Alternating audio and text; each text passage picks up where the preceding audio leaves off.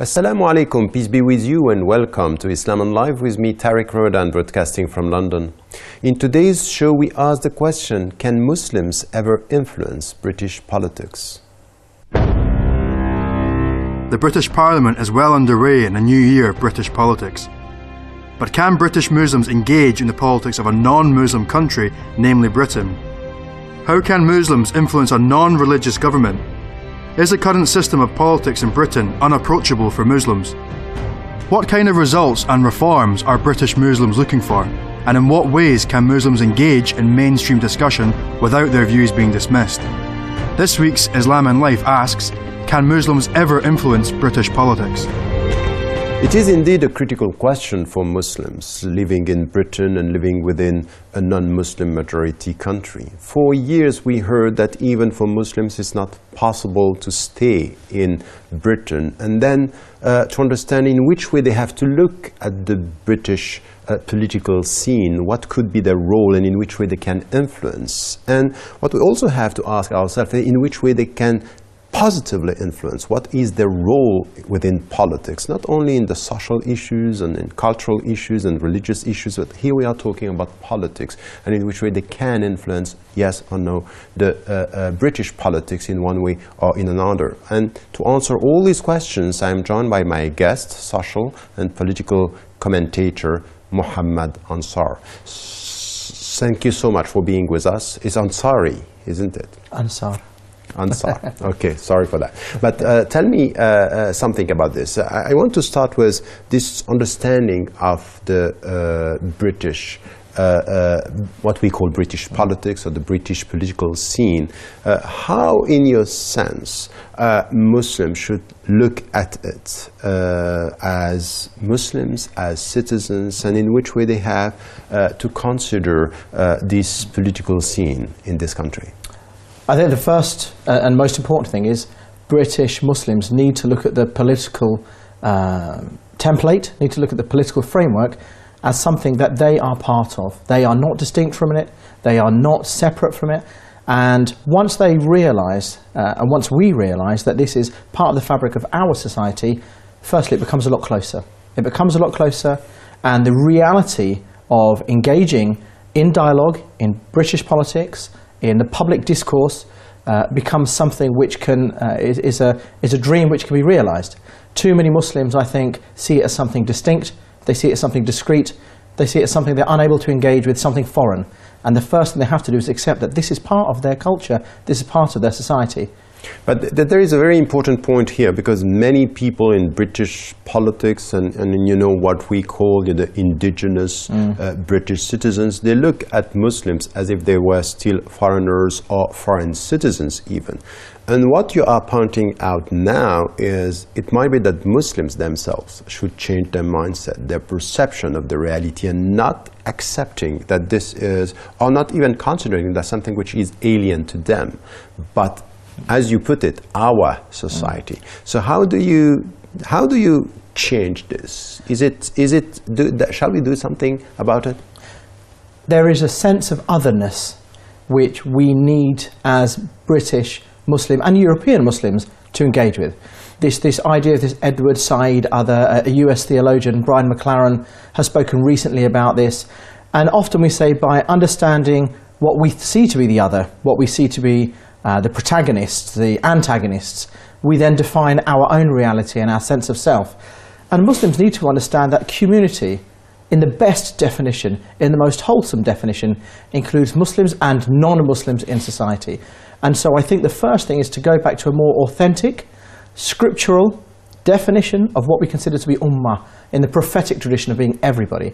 And we start from a theological basis as people who want to reach out to some orthodoxy, yet some kind of modernity, some kind of progressiveness. Once we have a better definition, then we can start to reframe the dialogue. So let me put it that way, because you know I experienced this myself by saying something which was very close to what you are saying, is that this is our society, this is our ummah. Even the Prophet, peace be upon him, said, "My people," even with people having rejected him. And you have people saying, "Look, how can you say something like this? You, if you consider yourself as a British Muslim, and you have to be involved in British politics. When the politicians in this country are sending armies, killing people in Iraq, people in the Middle East, people not doing anything about Muslims who are killed, it's as if the Muslims have, are second-class citizens even here. So if this was true with the Ummah, if this was the reality of, this is my country, that's impossible to have politicians deciding to go and kill Muslims. And this is a critical question because it's not only the perception, it's the very understanding of what it means to belong to a society. What would be your answer? There are two ways of addressing this, and especially I think if I was talking to a younger crowd. The first example is a very simplistic model, which is to say, if you feel you are being hit with a stick, you've got two choices. Allow yourself to be hit with a stick, or grab the stick. Grab the stick and do something with it. My advice is don't hit back, but my advice is think. Think what are the best ways to engage, what are the best ways to influence. I think hopefully a more enlightened discussion will be something around what and how we want to structure society. Muslims are a fundamental part of society in the West. We have been here for 1,000 years engaging and contributing to modern European society, civilization. I was talking recently about how Muslims contributed to the tapestry behind the Reformation. And these are things that Christian Europeans hold to be something quite distinct from Muslim influence. Once we appreciate we're part of this society, then we can start saying, well, actually, we have a fundamental responsibility. Islam is based on social justice and it's transformative. And if Muslims are able to look at their deen, at their way of life as being something which is designed and established to produce corrections in society, if it's something that is able to be transformative and influence not just Muslim lives but non-Muslim lives in a positive way, and then I think we really have some hope. Okay, I understand that, which could be disappointing for someone who is asking our involvement within the British society as Muslims and British citizens. Now, if we come to the question, we are asking ourselves about how can Muslims contribute to British politics? Before this, if you have to assess, you were talking about, our presence, 1,000 or more, it's a very long presence. Now there is a new presence after the Second World War, the Muslims, and even in between, but mainly after the Second World War, we have a new Muslim presence in the West, in Britain, in France, in Germany, everywhere. And now we have millions of Muslims who are British citizens or European citizens and hundreds of thousands who are British citizens. If you have to assess their contribution in political terms, would you say it's positive, it's visible, or it's not enough? I think it's a mixture of all of them, if that's not a cop-out. If we look at the British context, for example, we had very little Muslim involvement in public life, in political affairs, up until the last two elections. At the last election, we had something like 8 Muslim MPs elected, 3 women, 5 men. And that is largely disproportionate for a political class of 650 MPs. If it was proportionate, we'd be expecting to see 20 to 30 Muslim MPs there. And then there's a question about what does this political class look like? Largely Oxbridge educated, largely increasingly elite, largely increasingly wealthy. Now we have a current system where university degrees in this country are going to be costing upwards of £50,000 to achieve. We have a British Muslim population which is anywhere between 75 and 80% on or below the poverty line. We have welfare reforms, cuts which are going to be setting people adrift on a raft, essentially, and people are being asked to fend for themselves.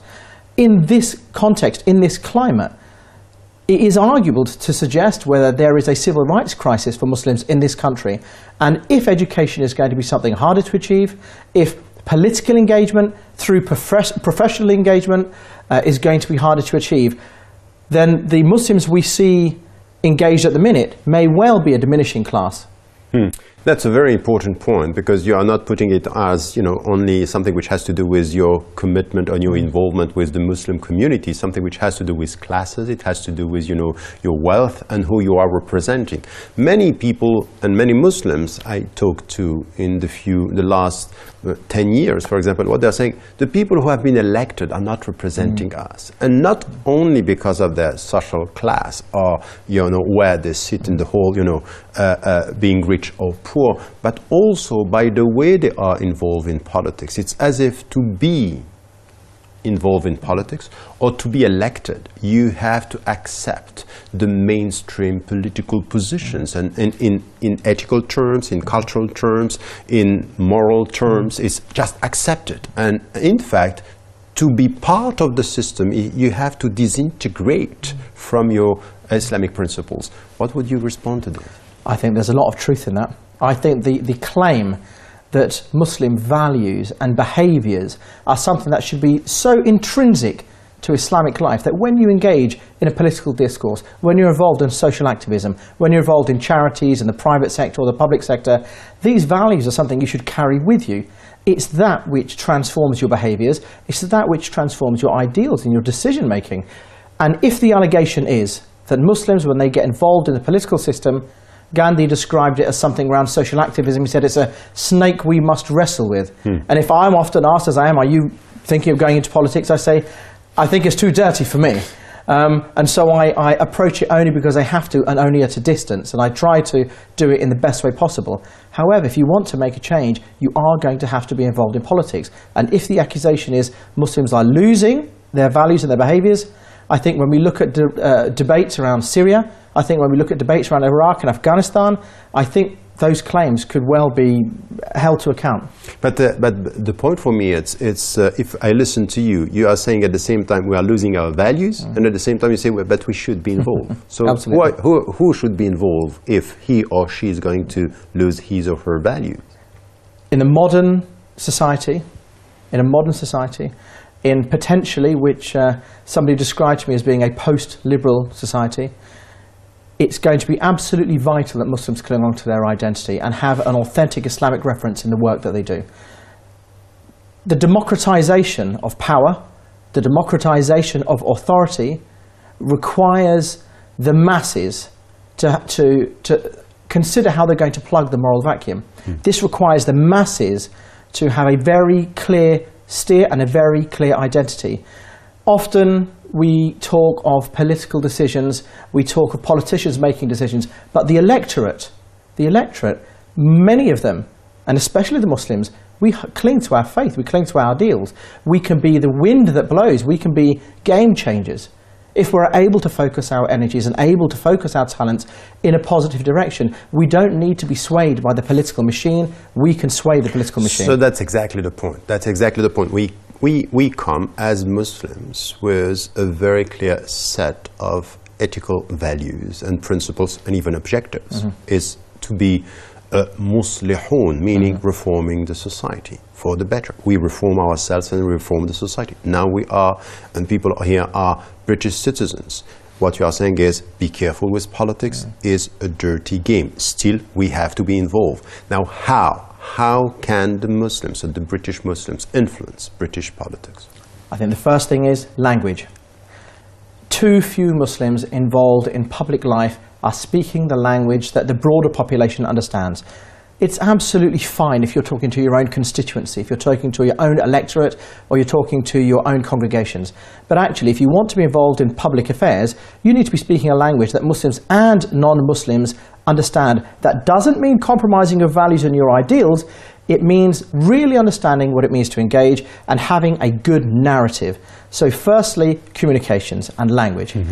Secondly, you need to be compelling. There is absolutely no point fueling self-interest, fueling tribalism, thinking that the answer to this is playing the dirty game. What we've seen across Europe, especially in Britain, is the increase in the far right. Far right influence, whether it's UKIP, the tail that wags the Tory dog, or whether it's the English Defence League or other organisations across Europe. And so there is a vacuum that needs to be filled, which is around socialism, social activism, and largely the left. And Muslims have very, very strong affiliations with the left, with socialism, with social activism. We may be right when it comes to crime and punishment and other issues, but certainly when it comes to civic society, we have a narrative, we have a compelling story, and I think people want to hear that. That's important. Let me come to your first point when you are saying communication is important and to come to with a strong narrative. While very often the narrative which is put for the country is putting Muslims outside the narrative. And the narrative is power. You know, Foucault was saying this. The narrative, the one who set the narrative has power. And the power, as you said it, in social terms, in cultural terms, is not on the side of the British Muslim citizens. How do you come with a strong narrative to be able to influence, to say, okay, look, this is my society, I'm involved in politics? You need to know what you think first. And too often, we go out and we're involved in community affairs, we're involved in social activism, and people don't necessarily think all the way through. They have some answers to some questions. And if we behave in a way in which we're isolationist, if we're not reaching out to non-Muslim communities, if we're not reaching out to people of other faith and of no faith, how do we begin to bridge the gap? How do we begin to bridge the gap in society? I think to some degree we could almost make the argument that through the Western Enlightenment, through the time of the Industrial Revolution, before the time of the Reconquista, historically Muslims gave their voice to the West. And actually, very largely now, we need to reclaim that voice. We need to reclaim that light, those ideas of tolerance, virtues of peace and unity, and building bridges and bridging the gap between different parts of society. Once we were able to say that we are truly representative, and other members in society say, we trust Muslims. We trust Muslims because they are here to uphold our virtues and our ways of life with tolerance and understanding. I think they will support us. And that's the start of the narrative. Yes, it could be to come back to the universal dimension of the Islamic message, to be able to reach out. But it's not as easy as that. The second part of your answer was about being involved within the society and being involved, you know, trying to create alliances, social alliances, cultural, to reach out. And this has been done. Yet now we have people saying, look, you have been doing this for years, decades, trying to work with people from, you know, all the parties. Now you enter within the party, you are losing your values. So what is the point? It might be that if you have to assess between protecting your values and to be politically influential, but at the same time losing your value, you better go for isolation, because isolation is a kind of a isolated power and ethical protection. What would be your Islamic answer to this? I think firstly I'll reject that dichotomy. I think I would reject that argument. I think the idea that we have to choose between engagement, which brings with it power, and isolation, I think is the wrong argument. I think for too long, not just Muslims, we can talk about this with the Jewish communities and the Christian communities, to suggest that you can be strong in your ideals and strong in your faith, and yet intolerant of the system, the political framework, the broader narrative, or at the other extent, you can be weak in your faith and your values, and yet be completely inclusive. I think there is middle ground. I think there is an argument for something which we in Islam have had for a long, long time, which is strong yet benevolent, which is that we can be strong in our identity, strong in our faith, and yet be benevolent to society, a benefit to society, and be transformative. And I think we have to realize that there is an enlightened third way. It's not strong and intolerant, it's not weak and inclusive, it's strong and benevolent. Does it mean, for example, that we have to think about creating, in between, something that could be called a Muslim lobby within the British political system? I think Muslim lobbies exist. I think they've existed for the longest time. I myself spend a lot of time talking, meeting, having cups of coffee with politicians of various stripes. This is part of life, surely. If you want to get things done, you have to go and have conversations. We have, I think, to some degree, lost the art of relationship building. You know, when it comes to things like adab and akhlaq, we have always been masters of looking after our guests. And I think once we're able to take a bit more ownership of our lives in modern society, we will begin to feel more comfortable. And I think we see this with the younger generations. The younger generations are feeling British. They don't see the dichotomy, they don't see the distinctions. They are growing up understanding that we live in a pluralistic society of different ways of life, different religions, different sexualities, different ways of living and existing. That's true, but they are sharing with their fellow young citizens the same mistrust towards politics, which is also not to be involved. So very quickly, if you have to give a young British Muslims some advices to be involved in politics and to influence the British politics quite quickly, can you give me some advices for them? Absolutely. I'll say, firstly, find out who your local MP is. Secondly, shadow them, build a relationship, go on a work experience, go to Parliament, see how it works. Thirdly, don't compromise your values, but think, how can I transform the lives of others? How can I transform policy with the best parts of my values? Thank you so much. I think it was quite clear. Let us come to the beginning and try to summarize what we started with, because I think that this is very important, coming back to the Islamic reference. And the Islamic message is, wherever you are, you have to have a positive and influential presence in ethical terms, but also in social terms, and to be open. So what you are saying is that if we want to be influential, the point is that Muslims have been influential, sometimes losing their own values, and this is why you were saying something and repeating something which is very important. Be strong and know your values, know your reference. And then when it comes to the society, the narrative and communication, this is what you put as something which is important. The second part was mainly about reaching out, creating connections with the people, alliances, and to be involved within the society.